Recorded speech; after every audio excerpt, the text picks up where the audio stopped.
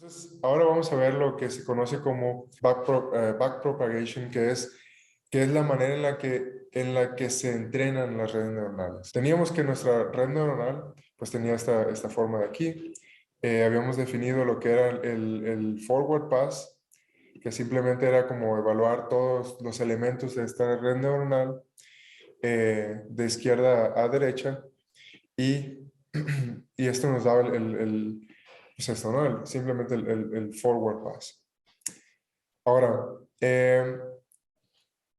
hay otra, como os comentaba, hay algo que se llama el backward pass, que es simplemente una evaluación de la función en sentido contrario. Eh, y esto tiene que ver o está relacionado con las derivadas de la función de nuestro predictor f gorrito,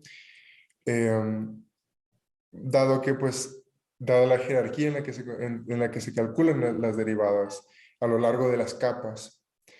Entonces, para ilustrar esto, bueno, primero pues tenemos vamos a simplificar un poquito la álgebra y eh, entonces vamos a retomar un poquito lo que habíamos visto antes, ¿no? Am, bueno, al inicio del curso vimos que pues en un predictor pues tenía ciertos parámetros libres, teta o parámetros entrenables, los cuales tenemos que encontrar en base a los datos. Entonces, tenemos que definir, y esto se hace definiendo una función de error.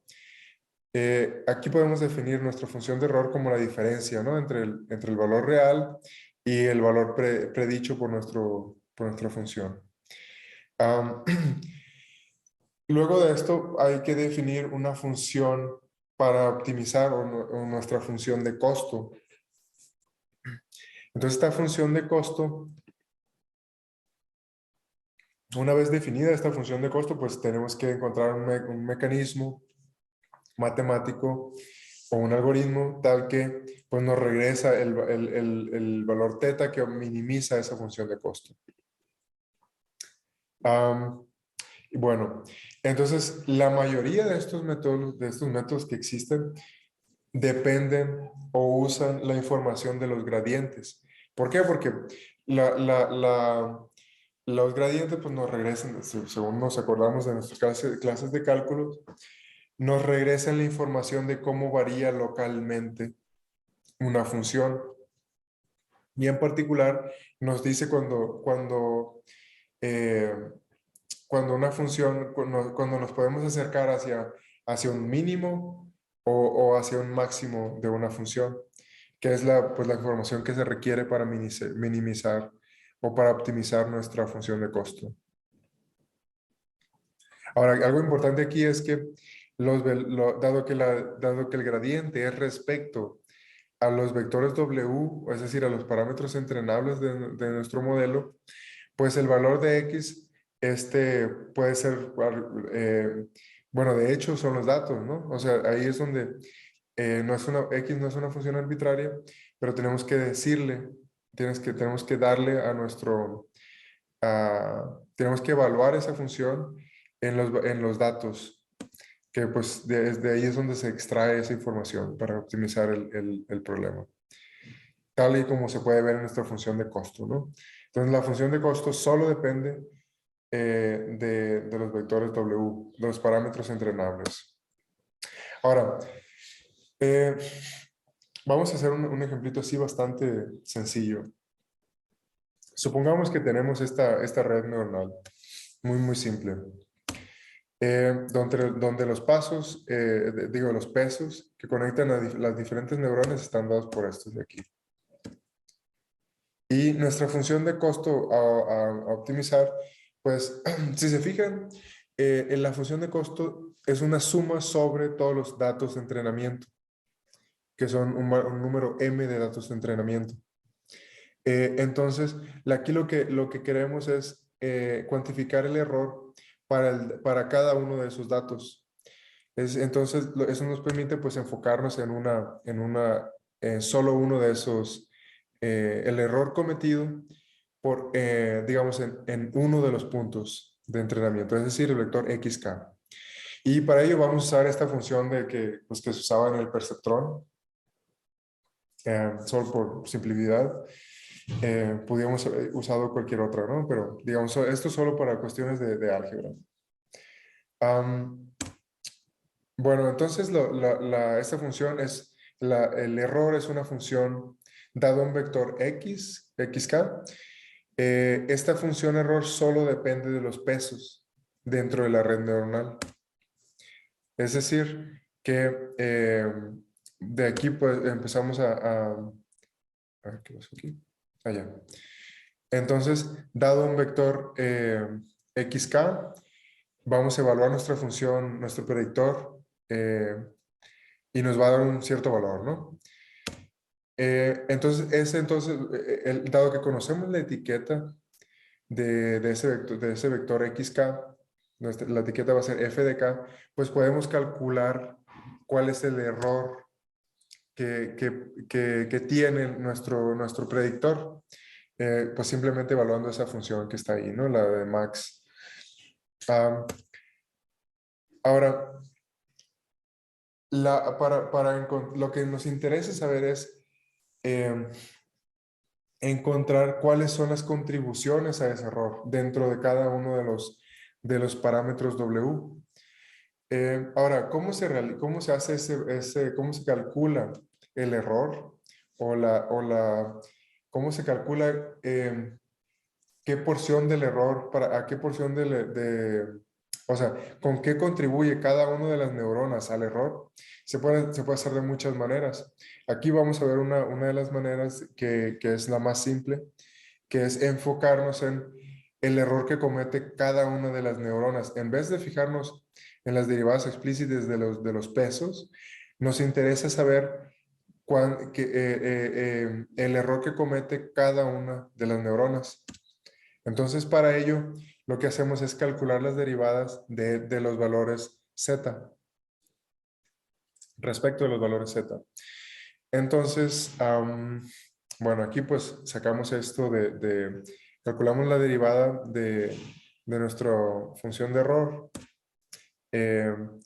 Pero si se fijan, dado que la última capa es simplemente el valor de z5, no tiene una función de activación al final, bueno, pues podemos reescribir nuestra función de error de esta manera y esto pues nos da esta función de aquí.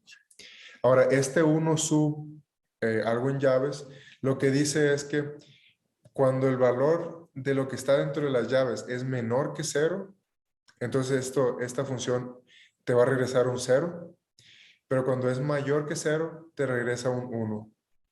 Es digamos, simplemente es una definición. Y entonces, la derivada nos da que pues va a ser esa función como función escalón, y multiplicada por el valor f de k, ¿no? Que sería la etiqueta. O sea, ahora, ese es el error o la contribución al error dada la Z5. Ahora, pero tenemos otras dos neuronas que serían Z3 y Z4. Bueno, ahora nos interesa saber cuál es el error cometido por Z4. Z4, pues calculamos la derivada, ¿no? De nuevo. Pero, dado que Z, o sea, para llegar si se fijan, para seguir el camino de cómo se propaga el error, desde la función de salida hasta Z4 tenemos que pasar por Z5. Es decir, tenemos que pasar por Z5, entonces tenemos que cuantificar también el error que en Z5. Pero como ya la sabemos, pues solo nos queda calcular Z5 respecto de Z4. Es decir, si se fijan aquí, la idea de verlo es de que Z5, el error que comete Z5 depende del error que cometa Z4. Y ahí es donde viene que podemos explotar pues, lo que es la regla de la cadena, de que podemos sustituir, en lugar de calcular directamente el error que comete o sea, la contribución del error de Z4, podemos multiplicar el error que cometió Z5 y luego cómo varía el error que comete Z5 respecto de Z4. Pero si se fijan, ahora, bueno, si lo quisiéramos ver de manera explícita, la derivada de Z5 respecto de Z4 es simplemente, o sea, si se fijan, es proporcional al peso que conecta esas dos neuronas por la derivada de la función de activación. Bueno, ahora, ¿cómo se calcula? Y aquí es donde viene la parte más interesante. Y digamos, aquí ya esta sería la última parte. ¿Cómo se calcula? Bueno, pues nos interesa calcular directamente, ¿no? O sea, la derivada del error respecto a Z3. Pero, si se fijan ahora, hay dos caminos que conectan a la función de error con Z3.